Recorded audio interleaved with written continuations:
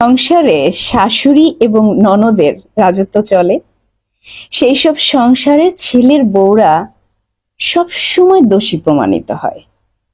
আর তাদের যে প্রতিটা মুহূর্ত বা প্রতিটা পরিস্থিতি সামাল দিতে কতটা হিমশিম খেতে হয় তা শুধু ওই মেয়েগুলোই জানে। আবার সেখানে যদি স্বামীর সাপোর্ট না পাওয়া যায়, তাহলে তো এই দুনিয়াতে বসেই জাহান্নাম কিরকম হতে পারে তা কিছুটা অনুমান করা যায়। কারণ ওইসব সংসারে একটা মেয়ের জীবন একেবারে নরকীয় যন্ত্রণায় প্রতিটি মুহূর্তে জ্বলে পুড়তে থাকে, শেষ হয়ে যায় একেবারে। তাই অনুরোধ, ননদ যারা, নিজের জীবন নিজের সংসার নিয়ে ভাবুন। শাশুড়ি, আপনার ছেলের বউ এসেছে, তারও নিজস্ব একটা জগৎ আছে, তাকে তার মতো করে বেঁচে থাকতে দিন।